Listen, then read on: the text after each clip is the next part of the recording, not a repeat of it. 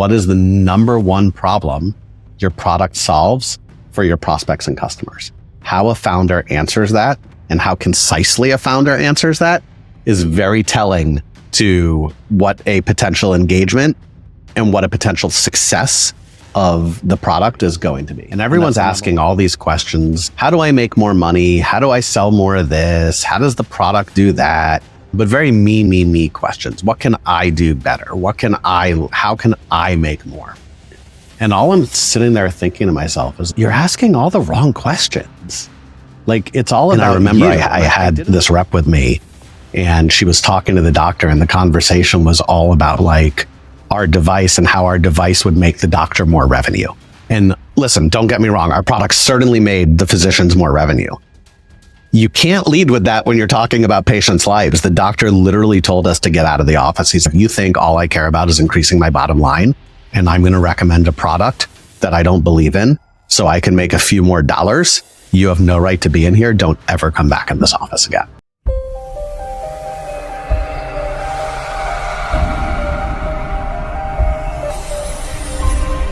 Today we have on here Adam J. He's the co-founder and CEO of Revenue Reimagined, a go-to-market special ops team that helps get startups to predictable revenue responsibly. He also co-hosts the Revenue Reimagined podcast, which is a top 10 sales podcast. This guy was a radio show host in his previous life. And prior to that, he's had nearly 2 decades experience in sales and a decade's experience in sales leadership, most recently as CRO at Falcon. And today we're going to be talking about how to get ahead, not being an asshole. Adam, welcome. Thanks, man. Thanks for having me. A topic that's near and dear to my heart. Yeah, we're going to dive really deep into this one. Adam and I actually met at Costa Rica in Scott Leese's surf and sales program, shredding waves. We did. I was in Austin with Scott Leese last week. That's great. Hope it was a fun time. So not as fun as Costa Rica, but yeah, we had a good time. Yeah, that has a very special place in our hearts, of course. Okay. Let's get into a quick background about yourself, and then we'll dive right into the topics.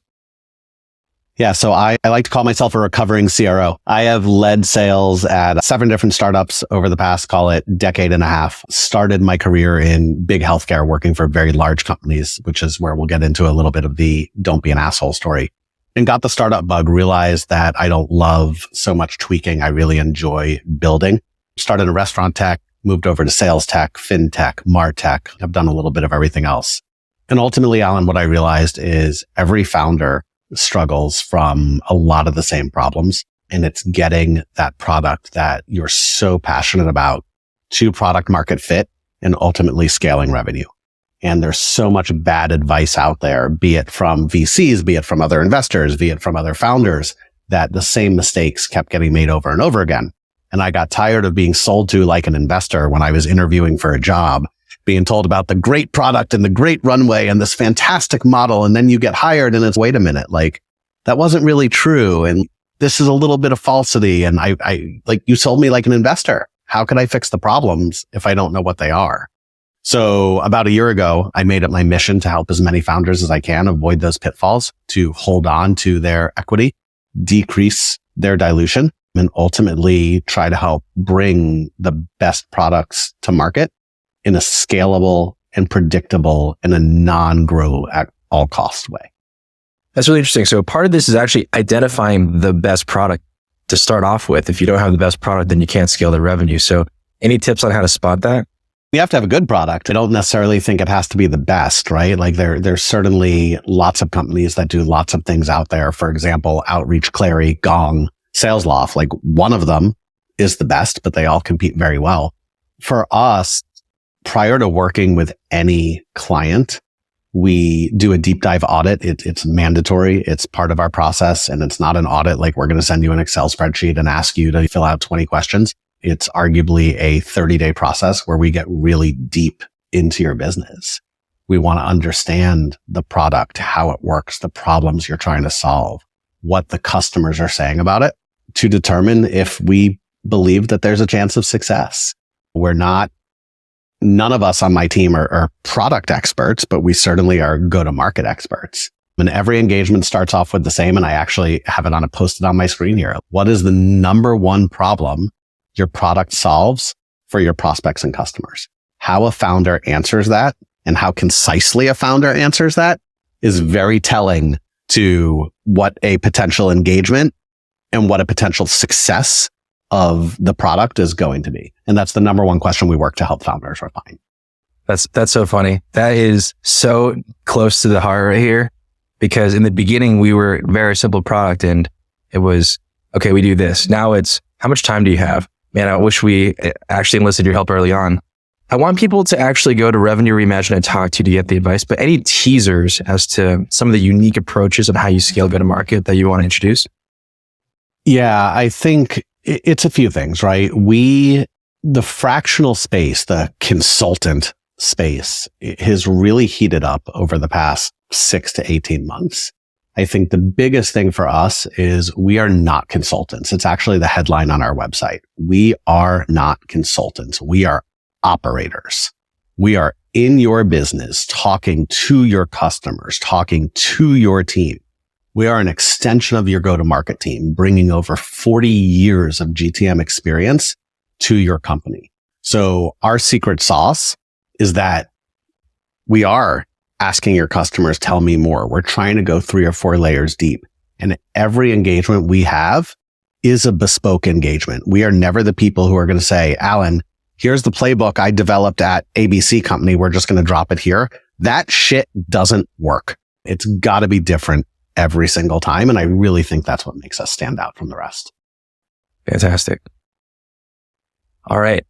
Let's dive into the topic, which is starting off. How did you get to be so good at your job that you were allowed to be an asshole? It's a privilege. I guess I was allowed to be an asshole as an individual contributor, but it certainly held me back. How do you get to be the best? I think it's a few things. For me, it always started with 2 ears, 1 mouth, right? Like I say a lot of times in a lot of LinkedIn posts when I'm coaching a lot of people, like God gave you 2 ears and 1 mouth for a reason. It's so that you can listen twice as much as you speak. And this should go not just in your professional life, to be clear, but your personal life as well, especially if you want to be happily married, but separate conversation. To me, it was not having to be the smartest person in the room. It was really trying to deeply understand the questions that people weren't asking. I remember a very clear example. I was a newly hired district sales manager at Toast. We were Series B at the time, definitely up and coming, but certainly not like everyone knows Toast now. People did not know Toast then. And then the onboarding was a 2-week training in Boston, Massachusetts with 30 other people sitting in a room, going through sales training, product training, and all sorts of training. And I remember Larry Benoit was the head of sales enablement, and he's like giving this presentation. It's like day 3. And everyone's asking all these questions. How do I make more money? How do I sell more of this? How does the product do that? But very me questions. What can I do better? How can I make more? And all I'm sitting there thinking to myself is, you're asking all the wrong questions. Like it's all about you. And I didn't say a word. I sat there and listened. And I remember we walk out of the room and the room was called Croissant because in typical Toast, every conference room was named a type of bread. And we walk out of Croissant and I say to Larry, I'm like, everyone's asking the wrong questions in my opinion. And he's like, what do you mean by that? I'm like, we spent a whole ton of time talking about what we can do to make more money. I said, but my question for you is what do the customers want? Like when we walk into prospects or we walk into customers to try to expand, what are they asking for? What do they need from us to feel comfortable either giving us their business or giving them more of their business? And how can we shape our sales process, our verbiage, our offerings around that? And I remember him looking at me and saying, that's the right question. And it sticks with me to this day in my mind.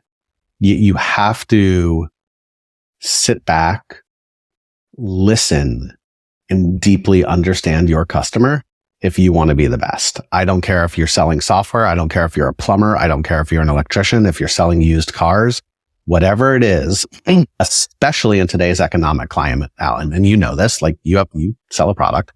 If you don't deeply understand your customer's pain point, you are shelfware, or at best, you are another product that is barely going to get used. And you might get that deal. You are never going to get that renewal. Again, that hits very close to home, having pivoted 4 times and made those mistakes. So no, totally makes sense.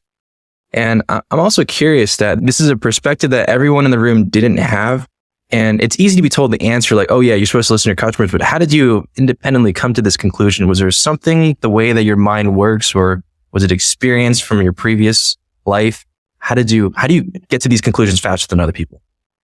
Yeah, I think for me, the benefit I had is I started in healthcare, which is a extremely regulated and extremely complex space. I sold in the operating room. I worked in women's health.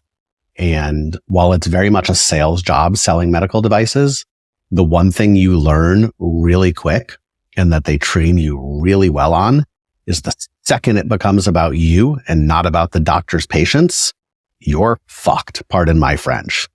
So I got taught very early on that everything is about the customer, the patient, right? The patient's quality of life, the patient's medical problem, helping the doctors offer something unique to their patients to build their practice because they're serving their patients better. And I took that with me to tech. And I remember Whitney Parachek, and we'll talk about her later, was my VP of sales. And it was ingrained in me from early on. The day you try to sell a doctor a device or get them to use more of the product or whatever, because it's about you and not about helping their patients, is the day that physician will never speak to you again. And I watched, before I was a manager, I was a field sales trainer, is a very popular role in healthcare. It's field sales. You are like a top rep and you get a new hire that comes and rides with you for a week is basically what it is. And I remember I had this rep with me and she was talking to the doctor and the conversation was all about like our device and how our device would make the doctor more revenue. And listen, don't get me wrong. Our product certainly made the physicians more revenue.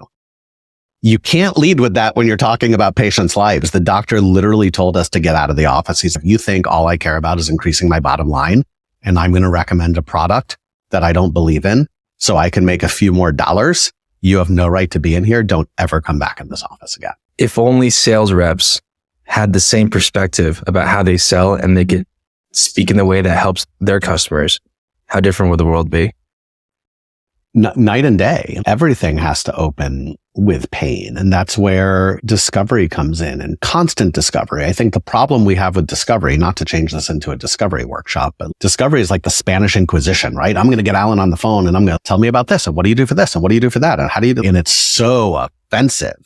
It needs to be natural and it needs to truly be understanding. Physicians, patients, tech founders, tech CEOs, CFOs, CROs, whoever, they can tell if you genuinely care and you genuinely want to solve problems, or if you have commission breath and you're going through the Spanish Inquisition to figure out how to tweak your slide deck to hit what they want to talk about. Fantastic. It can't be the latter. So now that we figured out how you got to be so good at your job, what was the transformation to asshole like? Wait, how did that happen? The transformation to asshole? So I am a fiercely competitive person. I always have been. I want to win. Whether that was playing football in high school, whether that was dating in high school, whether that was having the best car, whether that was selling, no matter what it is, I wanted to win. And I was blessed. I was truly blessed and fortunate to going back to my medical device days. Like I was rookie of the year. So what does that mean? You weren't hired for the full year. You're the new hire and you rank the best out of your new hires. I backed that up with territory manager the next year and the year after as well. So I'm now in my mind of shit, like I'm the best, right? 3 years in a row, no one's touching me. And people would ask me like, how do you do it? And I would always give this like bullshit, I don't know, man, like it's just the way I sell me answer. I had this belief or this mindset, the wrong mindset, that if I gave you my secret, if I told you how I sell, or more importantly, how I listen, how I interact with my physicians when I'm out in the field, what we're saying when we're at dinner, this is like back when you could take people out to dinner. You're going to then take that and you might be better than me. You might overtake me. And that can't happen, right? Because I have to be number one. And it turned me in to an a-hole. And I remember clear as day, I was, again, after 3 years, a district manager role opened up. And of course I'm going to apply. I'm the number one rep. Why wouldn't I get this job? And I apply for it and I don't get it. And my mind, like even sitting here now, like my mind was blown that I didn't get this job. But I didn't ask for feedback because I have too much of an ego to ask for feedback. Like I'm going to be pissed at the world and stomp. And I remember Nick was the person who got the job. His last name shall go nameless. And he called me after he got the job and I congratulated him in some half-ass backwards way. And then he told me he's the manager now. So this is what I need you to do. We're going to have a weekly one-on-one. And I should have been fired for this. I was like, great, we could have a weekly one-on-one, but the time you asked for doesn't work with my schedule. Like I work at this time, so we could have a weekly one-on-one at this time. Yeah. Young 20-something-year-old kid. And like looking back, again, I'm the asshole. And he very much put me in my place, as he should have. And Nick then had something happen. He moved and got a, lateral position and the role came open again. So I apply for the role a second time. Of course, I'm going to get the job now. I didn't get it a second time. And this time I started having really good mentors around me who would coach me and guide me. And they told me like, you need to ask your VP why you didn't get this job. Otherwise you're going to be in this vicious cycle. So we were at the San Diego Marriott Marquis at a national sales meeting. And Whitney Parachek, one of the best leaders I've ever met in my life, sat me down right outside I could remember it like it was yesterday at the water. And she's, don't ask a question you don't want the answer to. Do you really want to know why you didn't get this job? Because if you want to know, I'm going to tell you, but are you sure you're prepared for the answer? She knew the answer wasn't going to be like, oh, your sales skills are off, like some little kind thing that we could tweak. And she told me very clearly, the reason you didn't get the job is because you're an asshole. And my mind would like, what do you mean? You're the number one rep. You won't tell anyone why or how. People ask you for help. You brush them off and you tell them it's not your job to help them. People ask for your secrets and you tell them that you won't tell them your secrets. You have it in your mind that if you share what makes you successful, you're so afraid of not being on top. And no one wants to work with people like that. You don't realize is that winning is a team sport. And if you tell people what you're doing, how you're doing it, and you coach people and guide people and motivate you, sure, you're going to lift them up and sure, they're going to perform better, but they're not going to overtake you. It's not like they're suddenly going to use what you've been using for years and be the best person. And if they are, God bless them. But the goal is to make everyone better. And by teaching and sharing and showing, you actually are improving your skill set as well. And PS, people are going to start to like you and start looking at you as a resource. And that's the kind of person people want to work for. And I use the term work with. Whitney very much used the term work for, but she said to me, as a leader, you have one job. Your job is to make people want to run through a brick wall for you. Period. The end. I need you to do this. I'll certainly explain the why, but that your team trusts you and believes in you so much that they're willing to do anything for you. And it can't be, oh, I need you to do this because I need to make my commission. Like it's got to be the why. And that conversation still sits with me very much to this day and has shaped my entire leadership philosophy of don't be an asshole, to the point, and I was telling you this before the show, that like I have to remind myself now of it's okay to take credit, right? Like it's okay to acknowledge the things that you do. I do a great job of saying things like I have a team that makes me look really good, right? Or, hey, Adam, like you had a record-breaking quarter this year.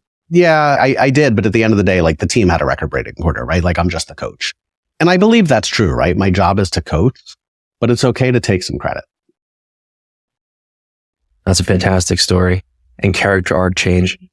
And so what happened next? I mean, you went from eventually manager, and you got to VP in 18 months. That's incredibly fast. How did that happen? I mean, it was a few things. I changed industries. What I realized in healthcare, so I was with Hologic for almost 10 years. I loved every minute of it. And I realized that I was never going to, in any foreseeable future, be the VP of sales at a multi-billion-dollar public company. Like I was 20 something years old. Like it's not going to happen. And I learned a lot, but I wanted to try something new. What I realized is I got to one of my best roles ever at Hologic was I was like a regional director for special projects, which basically means like I got to experiment all day long and try new things. And I loved that. And that's what got me into tech. I was talking to a friend of mine who's, what you do is you're this little startup incubator inside this big giant company. Go work for startups. I didn't know what a startup was. Like, what's a Series A? I have no idea what the hell you're talking about. And someone introduced me to the folks over at Toast. They had the best recruiter I've ever met in my life, Jeannie Wilkinson. They were looking for someone to come in and lead Florida. And that was my foray into like tech startups. And I worked my way up there from a district manager to a regional director to a regional VP, and then ultimately got a VP of sales role. And it was all based on helping others. Like if I look at the number one thing that's made me succeed, don't get me wrong, like you're not getting promoted unless the numbers go up and to the right. That's just a fact. But in most companies, there's a likability trait. No one wants to work for or with an asshole. Like you don't want an asshole on your executive team. And I think that taking what I learned early on, listening to customers, changing that to listening to my colleagues, to listening to my peers, to listening to, I call it managing up, down, and sideways, and listening to everyone is what allowed me to make that transition. Because I was always willing to listen. I was always willing to experiment. I was always willing to learn. But like I was the guy, Alan, that, hey, you need someone to try this out with a team? Great. My team will do it. You want to try this wacky initiative? My team will do it. You need someone to go bring 4 new field reps in Podunk, Louisiana? I'll leave and go do it for a month.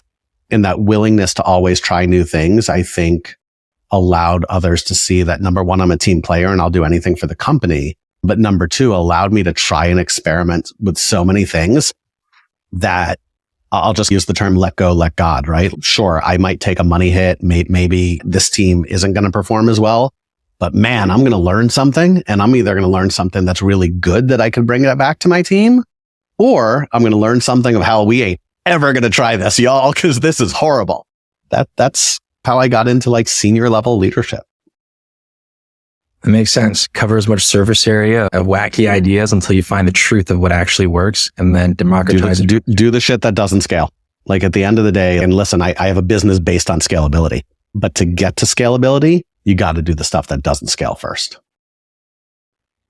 So what does this look like? Before you painted the picture of what it was like to be an asshole and be incredibly successful as an IC. Now as a manager, a leader, an executive, what does it look like to not be an asshole? And what are like some of the secondary order effects that people could see? I think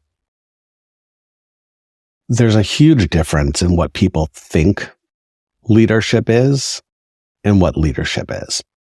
And I liken that to, and I'm going to give myself a shameless plug here because I built a course on it. There's a difference in being a manager versus being a leader. And I think that arguably is the difference in how you build and scale as a asshole versus a non-asshole. Managers manage processes. Managers tell people what to do, how to do it, use this system, use this tool, follow this process. Anyone could do that. I can arguably train my soon-to-be 13-year-old on process and tell him to go tell everyone else how to do it, check the boxes, run the reports, look at the spreadsheets. Anyone can do that. Being a leader, having people want to work with you, choose to follow you from company to company, seek out your advice, requires a different skill set. It requires being deeply invested in your people. I cannot tell you the amount of sleep I have lost because people on my team have struggled, whether it be not hitting sales, not hitting commissions, family members passing away. You have to be deeply committed to your people. I do not believe that personal and professional lines cannot cross. I'm actually the opposite. I want to know your wife's name, your husband's name, your kid's name, what your kids want for their birthday. I think all that is important. I want to get to deeply know those on my team. It doesn't mean we're family. I don't believe like any company that tells you you're family, cancel me if you want, run away. You're not family. But if you don't care about people, don't care about you. You have to get to know your team and understand what motivates them and how you could get the best out of them. My job as a leader is to get you where you want to go long term, while at the same time maximizing your potential for the time that you work for me. So what does that mean? Shannon Brennan is one of my favorite people of all time. She worked for me at swag up when I led sales there, and she wanted to be in marketing. She was in sales. She wanted to be in marketing. And my job was to get her to marketing. As much as it would hurt me and it sucked because she was great, that's what she wanted to do. So we put together a plan, and I certainly maximized her sales ability when she was on my team. But my job was to get her involved in marketing special projects and get her exposed to the copywriting side of the business and get her exposed to working with marketing leadership and all of that. And ultimately, she moved on to the marketing team within the company and has since moved on. But that's what a leader does. Not a manager is going to hold you back, right? Sure, you want to be in marketing, but Alan, your job right now is sales, and I need you to sell. What's going to happen? You want to be in marketing. You're either going to do it here, and I'm going to retain you as an employee, or you're going to go do it somewhere else. Period. The end. So as a good leader, you get the best of both worlds. You have to be deeply invested in your people. And I think the other thing that people don't talk about enough when it comes to not being an a-hole and how to lead is you have to be willing to take feedback. You have to create an environment with your team that if you do something, say something that doesn't inspire or comes off wrong or rubs people wrong, or you make a wrong decision, like you roll out a wrong initiative, you have to be willing to walk it back. You can't die on your hill. One of the first things I said, I remember I inherited a team of 170 people. I was like, listen, I'm going to experiment with a lot of stuff. And some of it's going to work and some of it's not. And if I roll something out that you think is absolutely stupid, I have no problem with you telling me so. Privately and respectfully, don't do it on a call of 177 people, but privately and respectfully, and let's have a conversation about it. And if I'm wrong, or if we try something that doesn't work, I'll be the first one to get up there and be like, man, that was not a bright idea. Shouldn't have done that, but thanks for trying. That willingness to admit mistakes is something you don't see from a lot of leaders. And the leaders that I know and respect out there, the Scott Leesas of the world, the Kevin Dorseys of the world, the Sam McKennas of the world, the Kyle Colemans of the world, are the ones who will say, you know what? I was wrong. It's okay. I really like that a lot. I think you're right. The leaders who can admit that they're wrong, they get a lot of respect from the people that follow them. All in on this, right? This is going to change the game. Not so much. You could die on the hill because what a lot of managers will do is, this was a great idea, but you guys didn't execute it properly. That's why it didn't go anywhere. You didn't execute it properly. No, it's not that you didn't execute it. It's that the idea sucked. We've all been there. I think it's very hard to admit when you're wrong. I really enjoy the story arc from beginning to end. I feel like this complete transition into this new personality, it shows your adaptability as a leader, as an individual contributor, as a person. So such a pleasure having you on. How can people find out more about yourself? Great question. Like everyone else, I spend way too much time on LinkedIn, linkedin.com/Adam, B as in boy, Jay, or the better place to find us is revenue-reimagined.com.